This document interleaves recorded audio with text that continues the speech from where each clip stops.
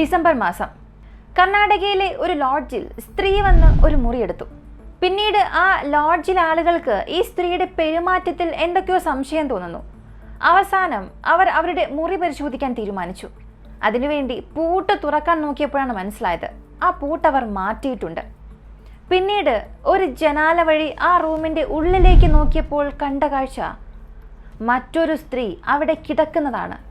എന്തോ സംശയം തോന്നി അവർ നേരെ പോലീസിൽ വിളിച്ചു. പോലീസ് വിളിച്ച് കതക് കുറേ നേരം മുട്ടിയിട്ടും കതക് തുറന്നില്ല. അവസാനം കതക് പൊളിച്ച് അകത്തെത്തിയ പോലീസ് കണ്ടത് ഒരു സ്ത്രീ മരിച്ച നിലയിൽ കിടക്കുന്നതാണ്. പിന്നീട് ആ ബോഡി പോസ്റ്റ്മോർട്ടം ചെയ്യാൻ അയച്ചു. അവിടെയുള്ള പോലീസ് സ്റ്റേഷനിൽ ആരെങ്കിലും കാണാതായിട്ടുണ്ടോ എന്നുള്ള പരാതികൾ അന്വേഷിക്കുന്നു. അങ്ങനെ ആ ബോഡി ആരുടേതാണെന്ന് മനസ്സിലായി. ഏകദേശം 30 വയസ്സുള്ള നാഗലക്ഷ്മി എന്ന സ്ത്രീയുടെ ഡെഡ് ബോഡിയാണത്. ഇവരെക്കുറിച്ച് അന്വേഷിച്ചപ്പോൾ വീട്ടിൽ നിന്ന് സ്വർണ്ണാഭരണങ്ങളൊക്കെ ഇട്ടിട്ടാണ് ഈ നാഗലക്ഷ്മി പുറത്തേക്ക് പോയത്. പക്ഷെ ബോഡി കിട്ടിയപ്പോൾ ആ ശരീരത്തിൽ സ്വർണ്ണമൊന്നും തന്നെ ഇല്ലായിരുന്നു. അപ്പോൾ ഈ നാഗലക്ഷ്മിയെ കൊന്നിട്ട് ആ സ്ത്രീ പുറത്തേക്ക് പോയിരിക്കുകയാണ് എന്ന് പോലീസിന് മനസ്സിലായി. ഇതേ സമയം ഇതൊക്കെ നടക്കുന്നതിനിടയിൽ ആ സ്ത്രീ ലോഡ്ജിലേക്ക് തിരികെ വരുന്നു. പക്ഷേ അവിടെ പോലീസിനെ കണ്ടപ്പോൾ ആ സ്ത്രീ തിരികെ പോയി. പിന്നീടാണ് പോലീസിന്റെ കയ്യിൽ പോസ്റ്റ്മോർട്ടം റിപ്പോർട്ട് ലഭിച്ചത്. പോസ്റ്റ്മോർട്ടം റിപ്പോർട്ട് വായിച്ച പോലീസുകാർ തന്നെ മരവിച്ചുപോയി. കാരണം ഈ സ്ത്രീയെ കൊന്നു എന്നാണ് പോലീസുകാർ വിചാരിച്ചിരുന്നത്. പക്ഷെ പോസ്റ്റ്മോർട്ടം റിപ്പോർട്ടിൽ പറയുന്നത് ഇതൊരു നാച്ചുറൽ ഡെത്ത് ആണെന്ന്. ഇതോടുകൂടി പോലീസിന് വലിയ സംശയമായി. പിന്നീട് കുറച്ച് ദിവസത്തിന് ശേഷം അവിടെയുള്ള ഒരു ബസ് സ്റ്റാൻഡിൽ നിന്നും ഒരു സ്ത്രീയെ സംശയാസ്പദമായ രീതിയിൽ അറസ്റ്റ് ചെയ്യുന്നു. ആ സ്ത്രീയും ലോഡ്ജിൽ നിന്ന് പുറത്തുപോയ സ്ത്രീയും ഒന്നാണെന്ന് കൺഫേം ചെയ്തു. ആ സ്ത്രീ തന്നെയാണിത്. പിന്നീട് പോലീസുകാർ ആ സ്ത്രീയെ ചോദ്യം ചെയ്തു. ചോദ്യം ചെയ്തപ്പോഴാണ് ഞെട്ടിക്കുന്ന പല കാര്യങ്ങൾ പോലീസ് അറിഞ്ഞത്. അവർ ഒരു കൊലപാതകം അല്ല നടത്തിയത്, 6ഓളം സ്ത്രീകളെ കൊന്നിട്ടുണ്ട്. അവരുടെ പേര് മല്ലിക എന്നാണ്. ആരാണ് മല്ലിക? എന്തിനു വേണ്ടി ഇത്രയധികം സ്ത്രീകളെ കൊന്നു? ഇന്ത്യയെ തന്നെ ഞെട്ടിച്ച ഒരു സീരിയൽ കില്ലറുടെ കഥ, അതും ഒരു സ്ത്രീ സീരിയൽ കില്ലറുടെ കഥയാണ് ഇന്ന് നമ്മൾ അറിയാൻ പോകുന്നത്.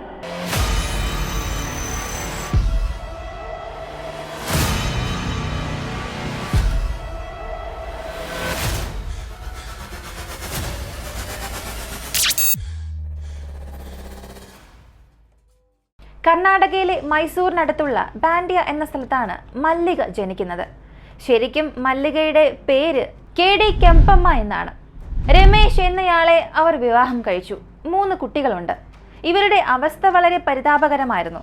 എന്നാൽ മല്ലികയ്ക്ക് ഇങ്ങനെയൊന്നും ജീവിക്കാൻ താല്പര്യമേ ഇല്ലായിരുന്നു. ആഡംബരത്തോടു കൂടി ജീവിക്കണം, അതായിരുന്നു ഇഷ്ടം. വെറും ടൈലറായ രമേശിന് അത് സാധിച്ചില്ല. പിന്നീട് ഇവൾ അതിനുവേണ്ടി ചെയ്തത് നാടിനടുത്തുള്ള ആളുകളെല്ലാം കൂട്ടി ഒരു ചിട്ടി തുടങ്ങി. ഒരുവിധം ചിട്ടിക്കാശെല്ലാം കയ്യിലെത്തിയപ്പോൾ അന്ന് തന്നെ ആ നാട്ടിൽ നിന്നും അവർ രക്ഷപ്പെട്ടു. മല്ലികയെ കാണാതായതോടുകൂടി ചിട്ടിക്കാശ് കൊടുത്തവരെല്ലാം ഭർത്താവിനെ ശല്യം ചെയ്യാൻ തുടങ്ങി. അവസാനം എന്ത് ചെയ്യണമെന്നറിയാതെ അദ്ദേഹം തൻ്റെ 3 മക്കളെയും കൂട്ടി ആ നാട് തന്നെ വിട്ടു.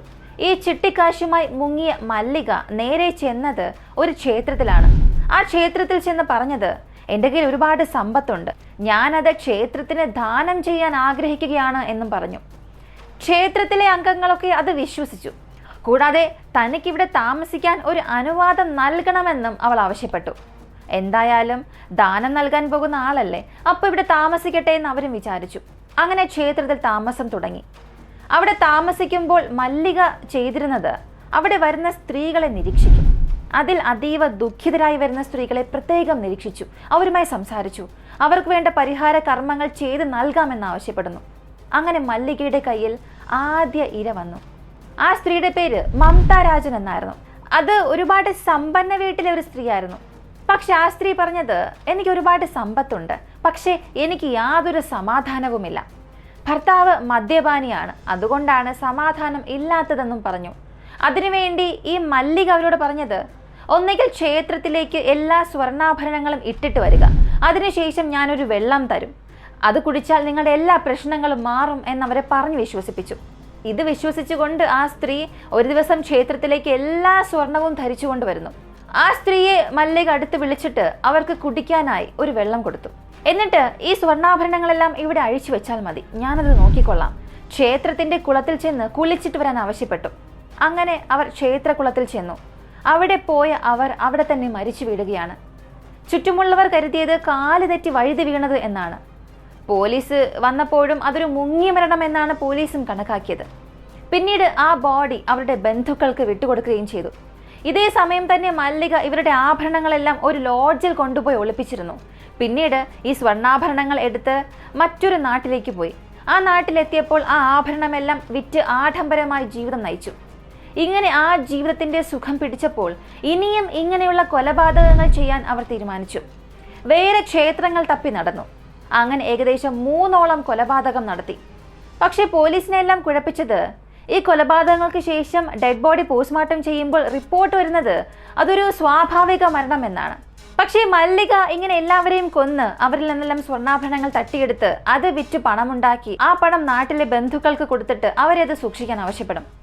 അങ്ങനെ ബന്ധുവിന്റെ കയ്യിൽ പണം കൊടുക്കാൻ പോയപ്പോഴാണ് മുൻപുണ്ടായിരുന്ന ചിട്ടിക്കേസിൽ പോലീസ് ഇവരെ അറസ്റ്റ് ചെയ്തത്. അങ്ങനെ ജയിലിലേക്കും പോകുന്നു. ജയിലിൽ നിന്നും ഇറങ്ങിയതിനു ശേഷം തന്റെ ഈ പരിപാടി തന്നെ തുടരാൻ തീരുമാനിച്ചു. അതിനുവേണ്ടി ഒരു ലോഡ്ജിൽ മുറിയെടുത്തു. പിന്നീട് ആ നാടിന്റെ ചുറ്റുവട്ടത്തുള്ള ക്ഷേത്രങ്ങൾ ഏതെല്ലാമെന്ന് നോക്കി. ചില ക്ഷേത്രങ്ങൾ കുളം ഉണ്ടാവില്ല. അവിടെ മറ്റൊരു പ്ലാനായിരുന്നു അവർ അപ്ലൈ ചെയ്തത്. സ്ത്രീകളെ കണ്ടെത്തിയതിനു ശേഷം സ്വർണ്ണാഭരണങ്ങളിട്ട് ക്ഷേത്രത്തിലേക്ക് വരാൻ പറയും. എന്നിട്ട് വെള്ളം കൊടുക്കും. വെള്ളം കൊടുത്തതിനു ശേഷം നിങ്ങൾ വീട്ടിൽ ചെന്നിട്ട് ചില പരിഹാര കർമ്മങ്ങൾ ചെയ്യേണ്ടതുണ്ട് എന്ന് പറയും. അങ്ങനെ നേരെ ആ സ്ത്രീയുടെ വീട്ടിലേക്ക് തന്നെ പോകും.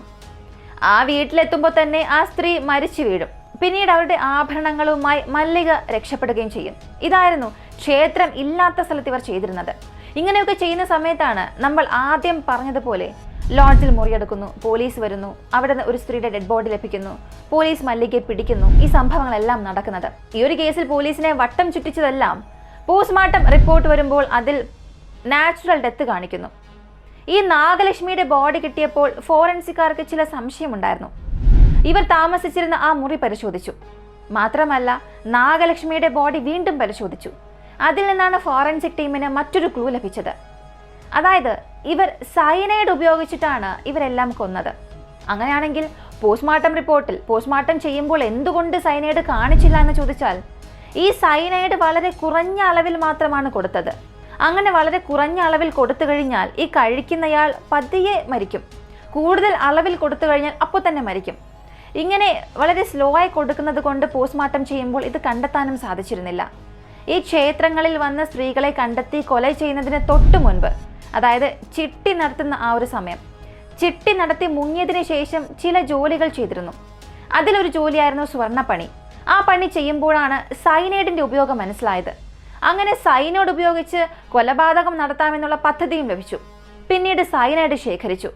ഇവർ ചെയ്തിരുന്നത് സ്വർണ്ണാഭരണങ്ങൾ ഇട്ട് വന്നിരുന്ന സ്ത്രീകൾക്ക് ഒരു വെള്ളം കൊടുക്കുമല്ലോ, ആ വെള്ളത്തിൽ ഒരു തുള്ളി സൈനൈഡ് മാത്രം കലർത്തി അങ്ങനെ കഴിക്കുന്ന ആ സ്ത്രീകൾ പതിയെ പതിയെ മരിക്കുകയും ചെയ്യുന്നു.